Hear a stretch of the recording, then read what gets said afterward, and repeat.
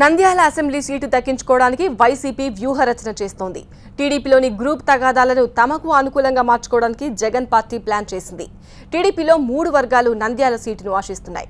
దీంతో టీడీపీ అభ్యర్థిని ప్రకటించే వరకు వేచి చూడాలని వైసీపీ నిర్ణయించింది. ఏపీ రాజకీయాల్లో కర్నూలు జిల్లా నంద్యాల ఉప ఎన్నిక ప్రధాన చర్చనీయాంశంగా మారింది. తమ అభ్యర్థిని నిర్ణయించేందుకు టీడీపీ రకరకాల సర్వేలు నిర్వహిస్తోంది.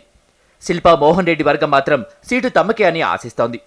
భూమా నాగిరెడ్డి వర్గం కూడా తమ నేత కుటుంబానికే టికెట్ ఇస్తారంటూ ఉప ఎన్నికకు సిద్ధమవుతోంది. మరోవైపు మాజీ మంత్రి ఎన్ఎండి ఫరూక్ కూడా నంద్యాల టికెట్ ఆశిస్తున్నారు.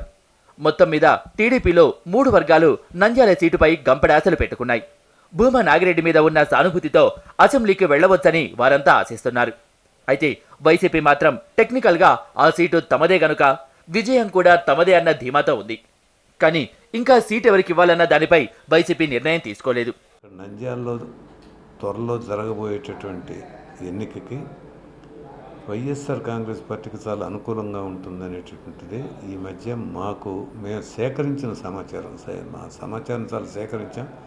మా సమాచారం ప్రకారం దానిలో గతంలో కంటే కూడా ఎక్కువ మెజారిటీతో వైఎస్ఆర్ కాంగ్రెస్ పార్టీ అభ్యర్థి గెలిచేదానికి అన్ని అవకాశాలు ఉన్నాయి.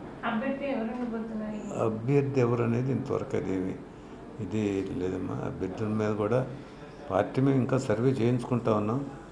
గెలుపు అభ్యర్థిని అందరికి ఆమోదయోగ్యంగా ఉండేటువంటి అభ్యర్థిని తప్పకుండా పెడతాం. అభ్యర్థిని ఇంతవరకు మేము ఫైనలైజ్ చేయాల. ఇదిలా ఉంటే వైసీపీ నుంచి పోటీ చేయడానికి అభ్యర్థి దొరకడం లేదని పార్టీ వర్గాలే చెబుతున్నాయి. ఎన్నికల్లో పోటీ చేయాలంటే మామూలు విషయం కాదు. మరో 2 ఏళ్లలోనే సాధారణ ఎన్నికలు రాబోతున్నాయి. ఇప్పుడు ఖర్చు చేసి అప్పుడు ఖర్చు చేయడానికి డబ్బులు ఎక్కడున్నాయంటూ కొందరు నేతలు పెదవి విరుస్తున్నారు. టీడీపీ అధికారంలో ఉంది కనుక నిధుల కొరత ఉండదు. ఒకవైపు భూమాపై ఉన్న సానుభూతి, మరోవైపు అధికారం అండతో విజయం సాధించవచ్చని టీడీపీ టికెట్ కోసం 3 వర్గాలు పోటీ పడుతున్నాయి. మరి వైసీపీకి అటువంటి అండదండలు లేవు గనక పోటీపై అంత ఆసక్తి చూపడం లేదనే వార్తలు వినిపిస్తున్నాయి. పార్టీ నాయకత్వం మాత్రం టీడీపీ అభ్యర్థిని ప్రకటించిన తర్వాత తమ అభ్యర్థిని ప్రకటిస్తుందని సమాచారం.